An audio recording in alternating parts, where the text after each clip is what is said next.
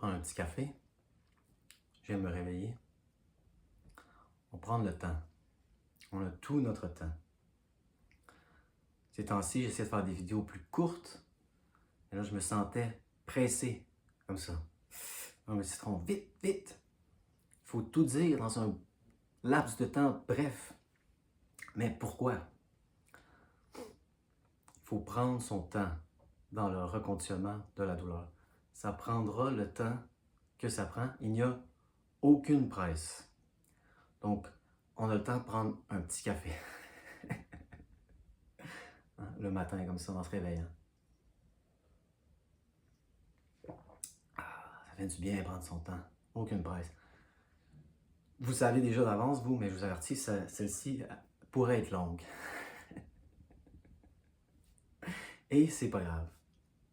On a tout notre temps.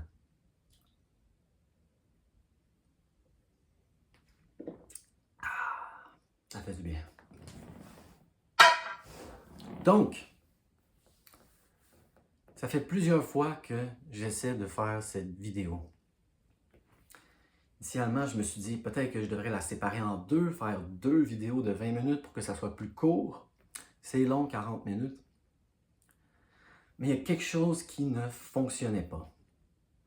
Et là, je me suis dit non, ça va être plus complet si je fais la vidéo comme ça, de 40 minutes. Ça va donner le portrait global du processus selon moi. Et c'est important de donner le portrait global. Donc cette vidéo va commencer par un cas particulier. Donc ce que je vais dire ne va pas s'appliquer à tout le monde. Et en plus, je ne serai même pas certain de ce que je dis, mais c'est une impression très forte que j'ai eue lors d'une rencontre. Mais là, nous allons nous diriger vers du territoire de plus en plus certain, jusqu'à ce qu'on arrive à un point où je suis certain à 100% de ce que je dis, 110, 115% même, parce que c'est ce qui a fonctionné pour moi, et je sais que ça a fonctionné pour d'autres gens, et ça va devenir de plus en plus général, ça va s'appliquer à de plus en plus de monde. Je ne serais pas prêt à dire à tout le monde, évidemment, mais je serais prêt à le dire à la majorité des gens. Je serais prêt à le dire. Donc, commençons. Nous allons explorer des cas aujourd'hui. Commençons avec un cas particulier. C'est toujours plus intéressant. On va commencer avec un message, peut-être qui va nous laisser un peu dans le doute, dans le désespoir. Et là, nous allons lire un message de quelqu'un d'autre qui va nous amener vers l'espoir. Très important, l'espoir. Nous allons en parler dans cette vidéo. Mais des fois, ce n'est pas assez même. Et là, nous allons aller au-delà de l'espoir.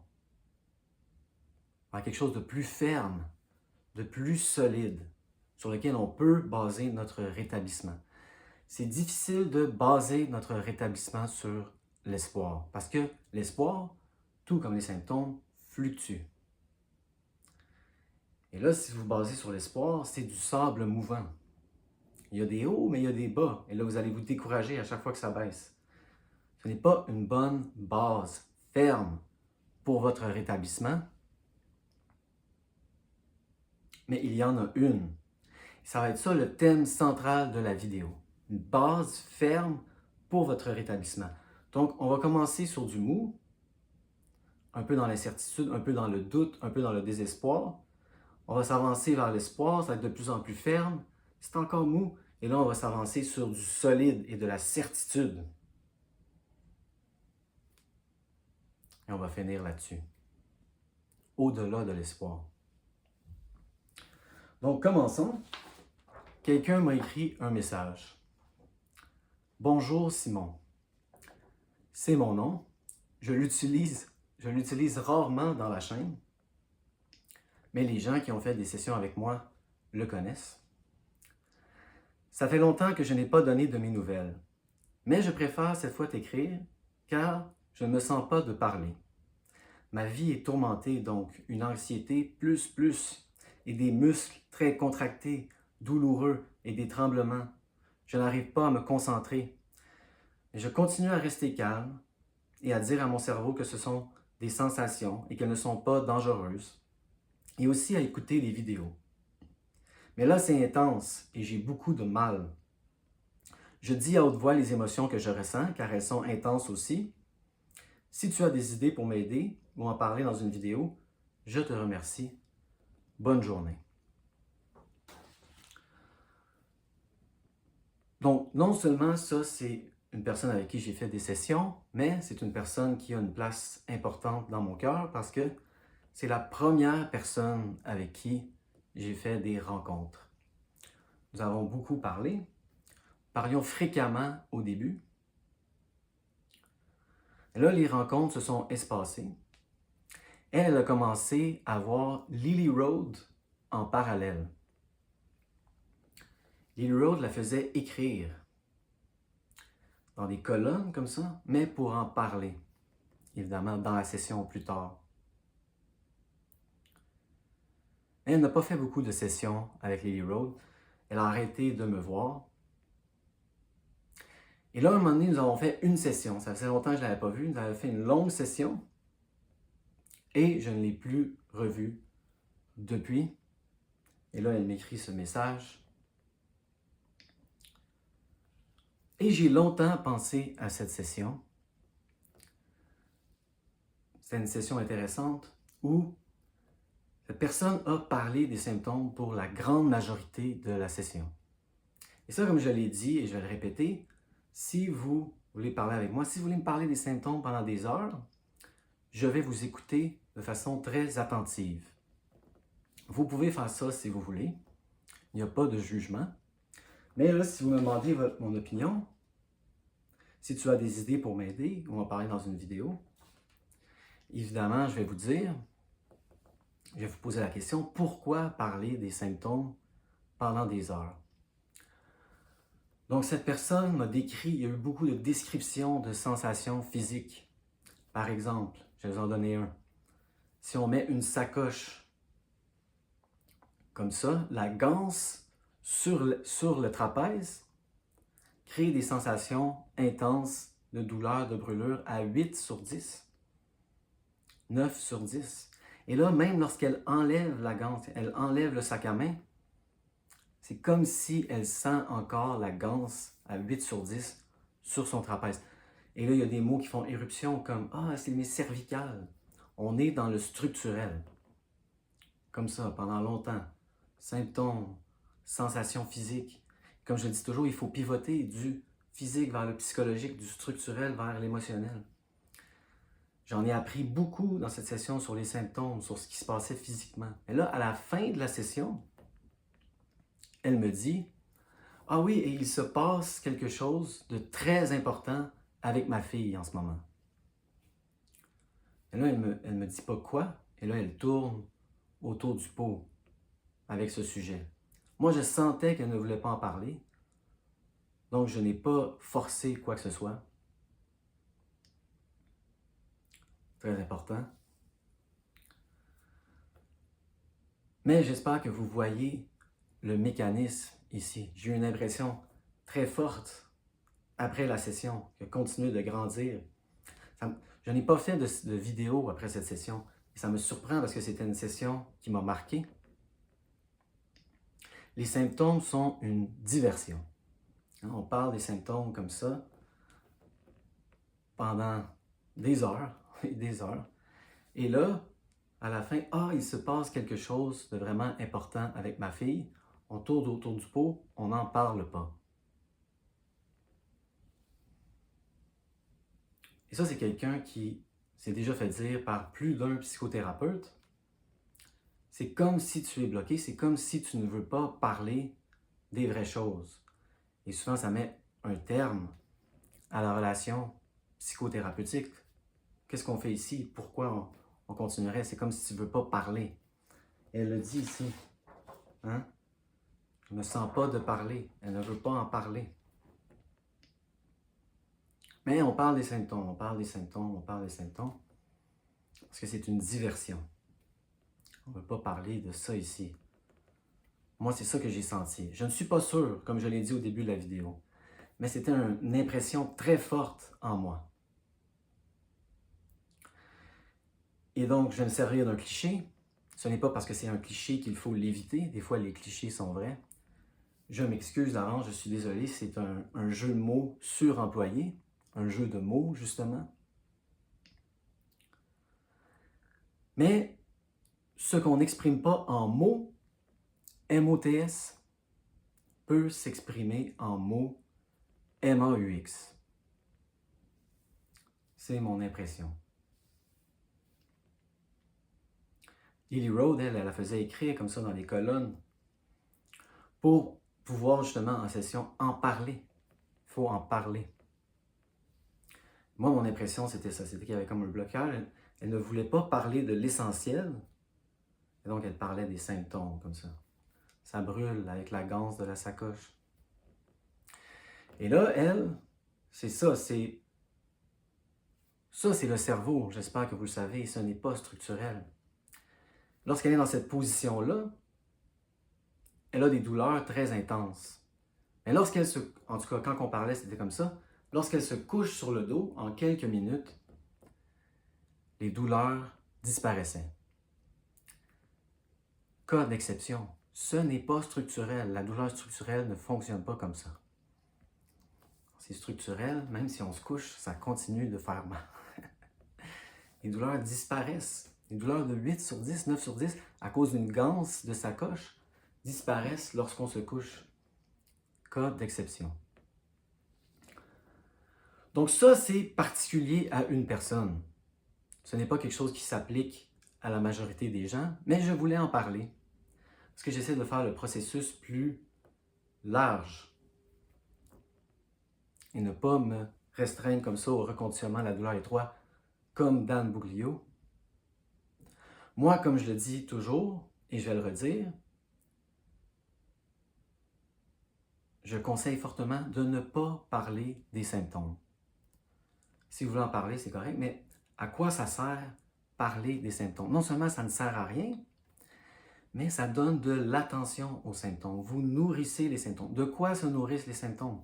De l'attention et de la peur. Quand on en parle, on leur donne de l'attention. Et là, Lily Rhodes, elle lui disait, non, c'est bien d'avoir une personne dans sa vie en qui on a confiance, avec qui on peut s'ouvrir comme ça et parler des symptômes. Donc, c'était important pour moi dans cette vidéo de montrer d'autres points de vue. Je ne suis pas un zélé qui dit non, mais il n'y a qu'une seule façon, c'est ma façon. Et ce n'est pas ma façon. Hein, c'est quelque chose que j'ai emprunté aux autres. C'est ce qui a fonctionné pour moi. C'était vraiment une impression très forte que j'ai eue dans cette session.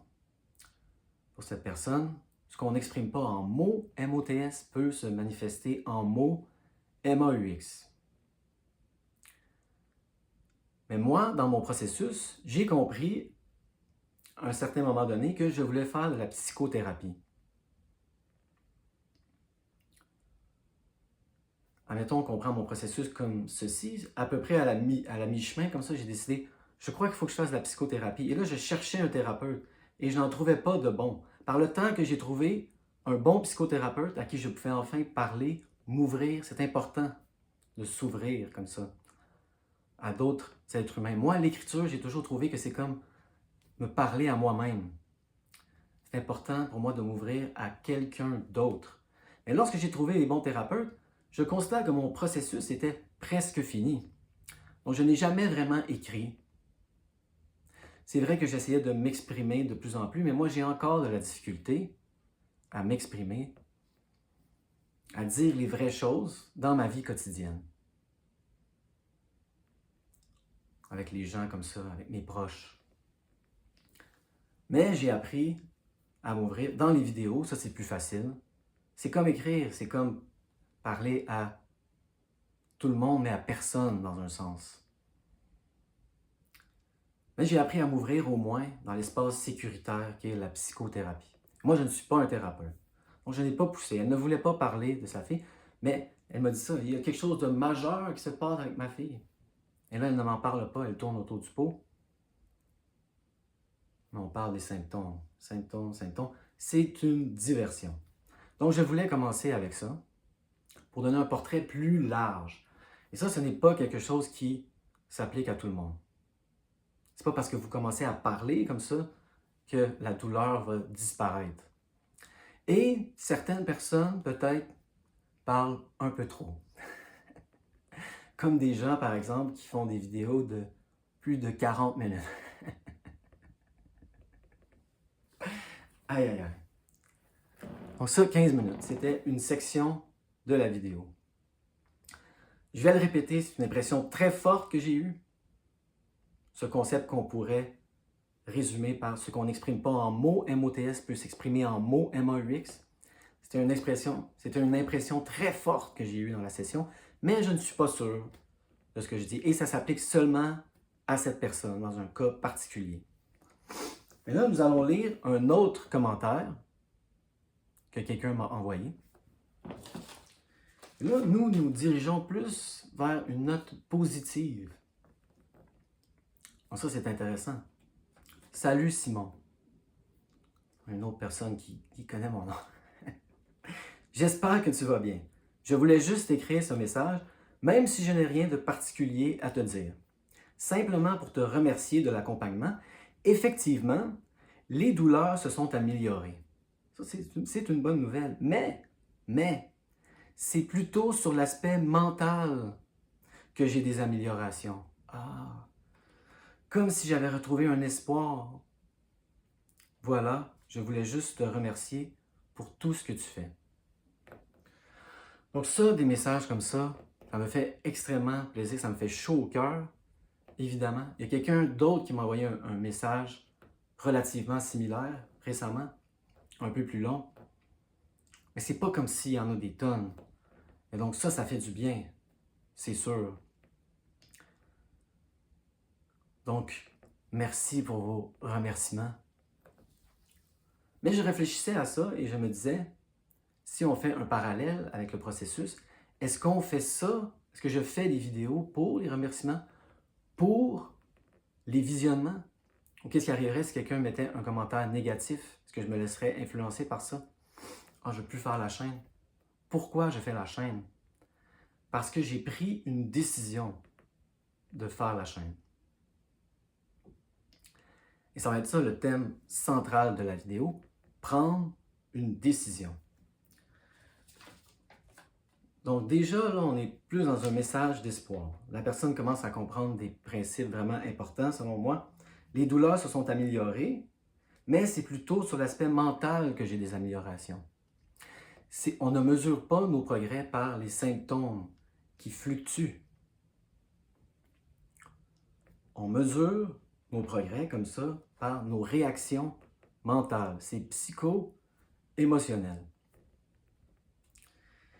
Cette personne nous dit qu'elle a retrouvé l'espoir. C'est très important, l'espoir, selon moi. Si on peut seulement espérer à ce niveau, on peut seulement récupérer à ce niveau. Dans un sens, votre espoir, c'est le plafond de votre rétablissement. On ne peut pas se rétablir au-delà du niveau de notre espérance. Quand on y pense, ça fait du sens. Peut-être que ce n'est pas comme ça pour les choses structurelles. Peut-être que quelqu'un pourrait dire « Ah, je me suis rétabli au-delà de mes espérances. » Ça pourrait être comme ça dans le domaine structurel. Ce n'est pas comme ça avec les douleurs, avec les symptômes neuroplastiques. Parce que c'est une prophétie auto-réalisatrice. Il n'y a pas de facteur externe, ou presque pas. Donc, si on peut espérer jusque-là, on peut seulement se rétablir jusque-là. Plus on espère, plus on récupère. Et là, il y a des gens qui se disent à eux-mêmes ou qui se font dire même par des psychothérapeutes. Donc,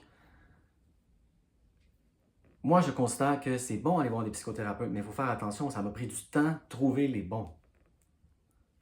12, je ne vais pas vous décourager, mais 12 environ. Il ne faut pas voir ça comme du gaspillage de temps et d'argent, trouver le bon psychothérapeute. Mais moi, il y a un thérapeute qui m'a déjà dit ça, il y a des thérapeutes qui disent aux gens, n'espère pas trop. Parce que pas si ça ne fonctionne pas, quand ça ne fonctionnera pas, ou si ça ne fonctionnera pas, tu vas être très déçu. C'est le pire conseil de tous les temps, selon moi. On peut seulement se rétablir aussi haut qu'on peut espérer. C'est votre plafond. Donc l'espoir, c'est important, mais l'espoir, ce n'est pas une base fiable sur laquelle on peut construire notre rétablissement. Pourquoi? Parce que ça fluctue. Votre espoir va fluctuer comme ça. Moi, souvent, je doute avec la chaîne. Est-ce que ça aide les gens? Pourquoi je fais ça? Est-ce que je suis en train de perdre mon temps? Est-ce que je suis en train de perdre mon énergie? J'ai des doutes des fois. Des fois, j'ai de l'espoir. Et là, quand les gens m'écrivent des commentaires comme ça me redonne l'espoir. Oui, ça fonctionne. Mais on ne peut pas se fier là-dessus pour avoir de la stabilité. Très important, la stabilité dans le reconditionnement de la douleur. La quantité et la constance, c'est la clé. Réentendre le même message constamment. Donc, je fais des vidéos, peu importe s'il y a des commentaires négatifs, s'il y a des commentaires positifs. Même si personne ne me dit que ça fonctionne, je crois que je continuerai parce que ça reste sur YouTube comme ça. Peut-être que dans 5 ans, quelqu'un va les regarder en disant des fois « Ah, ça marche pour moi ». Donc, je continue parce que j'ai pris une décision. Et même si je désespère des fois, je continue. Parce que la chaîne, tout comme mon rétablissement, n'est pas basée sur l'espoir. Elle est basée sur une décision que j'ai prise. Les vidéos ont fonctionné pour moi. Je fais des vidéos pour les autres. C'est tout. Donc là, on est en territoire ferme. On peut parler d'une vidéo de Dan Buglio. Il en parle souvent, il se répète constamment, c'est la clé. Il y a une vidéo de Dan Buglio qui s'intitule « Creating Unshakable Belief ». Ça, c'en est une où il expose ce point de manière plus rapide que moi. C'est une vidéo de 15 minutes, je crois. Donc, je vous conseille de regarder les vidéos en anglais avec les sous-titres, même si vous n'aimez pas ça, une de temps en temps. Celle-là, elle est bonne. Quel point fait-il? Il nous pose une question. Qu'est-ce qui sonne le plus convaincant pour votre subconscient? N'oubliez jamais, votre subconscient vous écoute. Votre subconscient vous lit. Il lit ce que vous écrivez. Votre subconscient vous observe. Il observe tous vos faits et gestes. Et là, c'est lui qui va décider s'il éteint les symptômes. Toujours se rappeler ça. Il faut rassurer le subconscient. Qu'est-ce qui est plus rassurant? J'espère me rétablir? Bof. Je crois que je vais me rétablir. C'est déjà mieux, c'est un peu plus ferme. Mais quelle est la base la plus ferme sur laquelle on peut construire notre rétablissement? C'est une décision qu'on prend. J'ai décidé que j'allais me rétablir. Ah, et voilà. Là, le subconscient, il entend ça. Il n'éteint pas les symptômes tout de suite, là. Ça fait longtemps qu'il est apeuré. Ça lui prend plus de démonstration que ça, mais le subconscient entend ce message. J'ai décidé que j'allais me rétablir. Il fait comme « wow, c'est prometteur ». S'il continue comme ça, avec de la stabilité, de la constance, éventuellement, je vais éteindre les symptômes. Je vais éteindre les symptômes. Donc, dans cette vidéo, Dan Buglio nous explique que ce qu'on croit est un choix. Nous décidons de ce que nous croyons. Mais c'est intéressant aussi de faire ce contraste et de dire « J'espère me rétablir, je crois que je vais me rétablir », mais la décision est encore plus ferme que la croyance. Parce que c'est la décision qui décide ce que l'on croit. L'espoir, c'est comme les symptômes, ça monte, ça baisse. On ne peut pas vraiment se fier là-dessus. C'est important de retrouver l'espoir. Moi, j'ai trouvé justement que quand j'ai pris une décision comme ça et j'étais de plus en plus ferme, mon espoir suivait comme ça la ligne décisionnelle. L'espoir fluctuait, mais autour de la ligne de ma décision comme ça, de me rétablir. C'est ferme.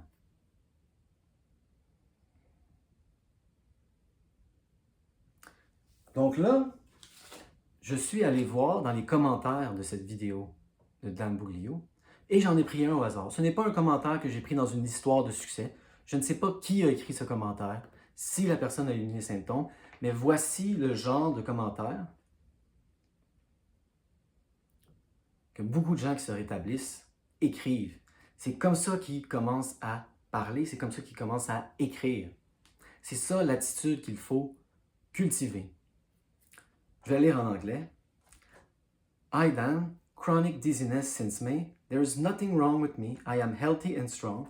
I am getting better. I decided I can cure this issue and it's working. Thanks for all your support and posts. Bonjour Dan, des étourdissements chroniques depuis mai. Il n'y a rien qui cloche avec moi. Je suis fort et en santé.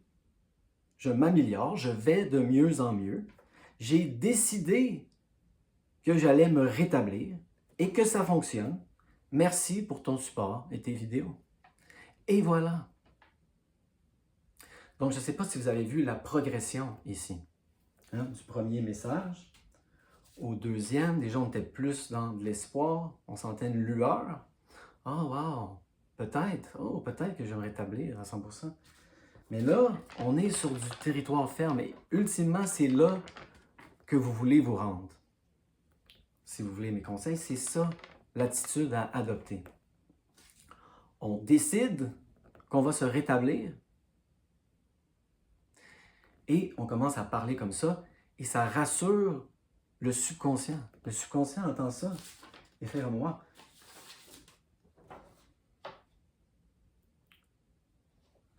Qu'est-ce que le subconscient comprend? Osez imaginer que votre subconscient prend ce que vous dites et ce que vous écrivez comme des instructions, qu'il obéit à la lettre.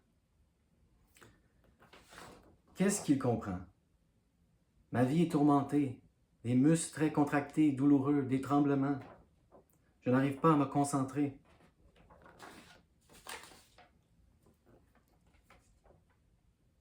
Il n'y a rien qui cloche avec moi. Je suis en santé, je suis fort, je m'améliore, je vais de mieux en mieux. J'ai décidé que j'allais me rétablir. Et là, vous pouvez jouer un jeu. C'est important de jouer dans le reconditionnement de la douleur. Les gens en douleur chronique qui sont sérieux ou prennent leurs symptômes très au sérieux, il faut apprendre à jouer dans le sens ludique, mais dans le sens aussi de jouer un rôle, jouer la comédie. Quel est ce jeu? On joue au jeu de se mettre à la place du subconscient. Moi, je l'ai fait, ce jeu, avec moi-même, et je le fais avec vous. Lorsque vous me parlez, lorsque vous m'écrivez, je joue au jeu, je me mets à la place de votre subconscient. J'écoute ce que vous me dites. J'écoute ce que vous écrivez. Et là, je me demande, devrais-je éteindre les symptômes?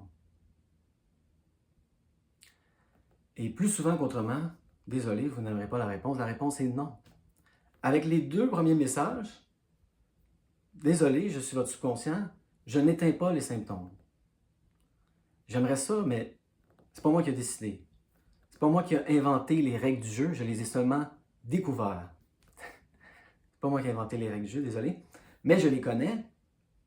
Je suis votre subconscient. Les deux premiers messages, je n'éteins pas les symptômes complètement. Ça, ce message-ci, pas tout de suite. Ça fait longtemps que je suis apeuré. Mais je commence à être drôlement rassuré. C'est comme, oh wow, ça commence à être ferme. Si cette personne continue comme ça, avec stabilité, oui, éventuellement, je vais éteindre les symptômes. Surtout si cette personne continue à dire ça, quand il y a un pic, il y a quelqu'un qui m'écrivait récemment, il disait, j'ai beaucoup de difficulté à maintenir l'activité dans les pics. C'est normal, c'est ça, c'est difficile. Il n'y a rien qui prouve à votre subconscient que vous n'avez plus peur, autant que continuer l'activité dans les pics.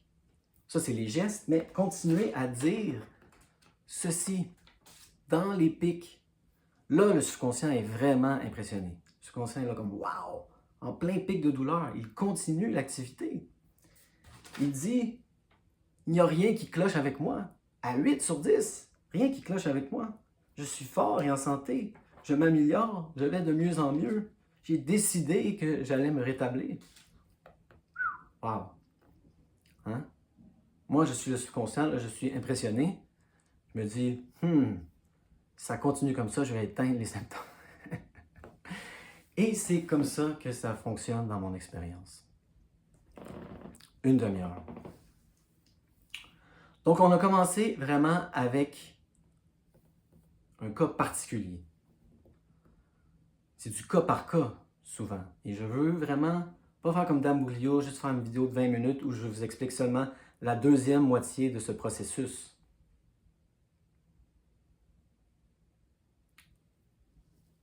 Oui, il y a des choses uniques à chaque personne. C'est du cas par cas. Non, il n'y a pas qu'une seule façon. D'après mes lectures, il y a plusieurs façons d'éliminer les symptômes chroniques. Mais selon moi, il y a une façon qui fonctionne pour le plus grand nombre de personnes et c'est celle-ci. Moi, c'est seulement après avoir éliminé mes symptômes que j'ai vraiment commencé à m'ouvrir, que j'ai vraiment commencé à parler. Donc, je ne dis pas que si cette personne commençait à parler comme ça avec un psychothérapeute de ce qui se passe avec sa fille, au lieu de parler des symptômes pendant 1 heure et demie, elle allait nécessairement comme ça se rétablir, éliminer les symptômes. Mais ça fait partie du processus plus large, le processus de guérison générale. Moi, le processus étroit m'a enseigné qu'il fallait justement que je commence à parler comme ça, à cœur ouvert, enlever mon filtre, arrêter de refouler, laisser les choses aller, parler des vraies choses. Parce que c'est vrai dans un sens, oui, ce qu'on n'exprime pas en mots MOTS va s'exprimer en mots MAUX. Soit on s'exprime ou soit on réprime. Il faut que l'énergie aille à quelque part. Et là, si on ne s'exprime pas, on réprime. Et là, ça se retourne contre nous. Lily Rhodes, elle fait de l'art-thérapie. Il n'y a pas qu'une seule façon de s'exprimer, hein, pas juste la parole, mais c'est une des formes d'expression majeures. Il faut pouvoir en parler, parler des vraies choses et ne pas utiliser la diversion des symptômes. Il se passe quelque chose d'important avec un de nos proches, et là, on n'en parle pas, on tourne autour du pot. On parle à la place des... Ça brûle, ça cogne, ça chauffe. Diversion.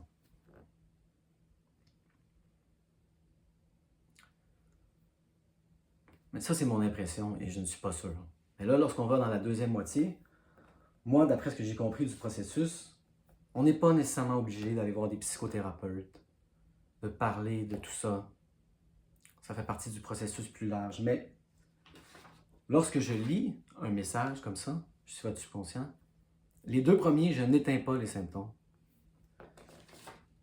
Mais celui-ci, si cette personne est ferme dans sa décision de se rétablir, si elle continue toujours comme ça,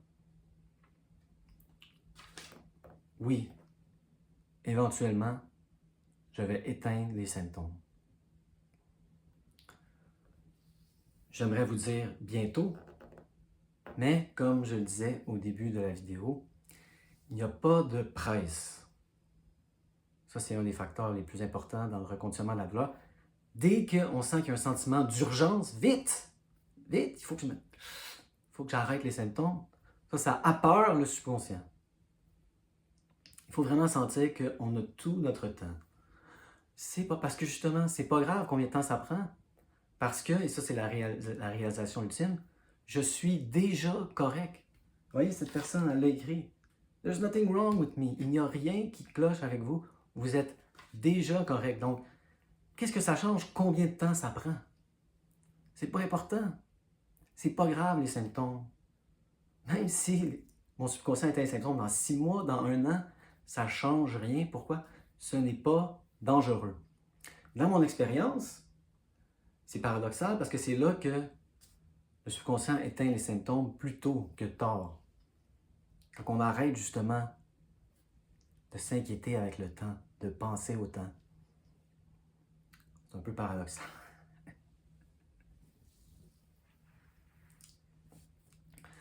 Donc j'espère que cette vidéo a été utile. J'aurais aimé me contenir comme Dan dans une petite vidéo de 15 minutes. Je vous conseille d'aller voir cette vidéo de 15 minutes. Creating Unshakable Belief. Ça a été un point tournant dans mon rétablissement. C'est un moment pivot où tout a tourné comme ça. C'est un moment charnière. Jusqu'à ce moment-là, oui, je m'améliorais dans un sens, mais j'étais un peu la victime des fluctuations de mes symptômes et de mon espoir. Il y a un avant, il y a un après. Tout a pivoté autour de cet axe décisionnel, la décision que j'ai prise. Avant, j'étais comme ça, oh, j'espère, ou je désespère, ou j'espère, ou je désespère. Lorsque j'ai pris la décision, la ligne est allée comme ça. Je me foutais des fluctuations. J'ai décidé que j'allais me rétablir. C'est tout, c'est comme ça. Ça ne fluctue pas une décision. J'ai décidé. Et c'est ça qui a fonctionné pour moi. Et d'après ce que je comprends, c'est ce qui fonctionne pour la majorité des gens. Donc, pratiquez-vous. C'est simple, mais ce n'est pas facile, surtout quand les symptômes sont hauts. Mais il n'y a rien qui rassure le subconscient plus que lorsqu'on est capable de garder cette attitude au milieu des symptômes.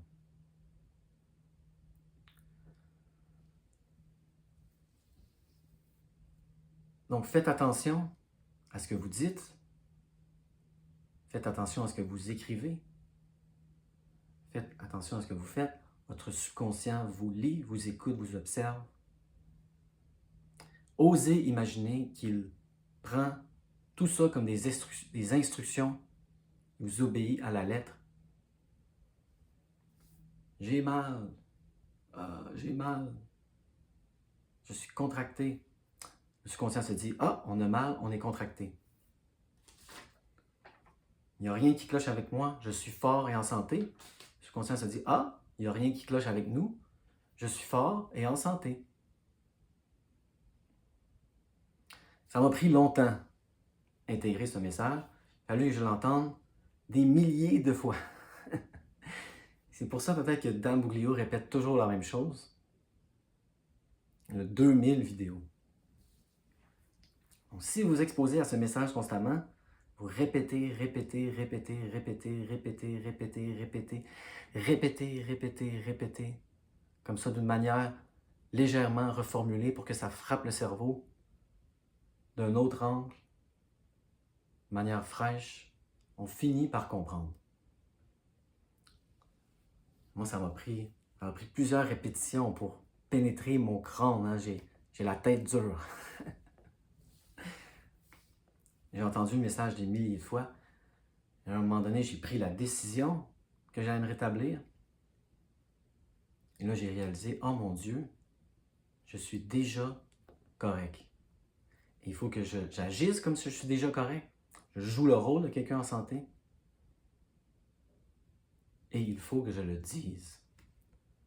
Je suis déjà correct. Au milieu des hauts symptômes, au milieu du désespoir,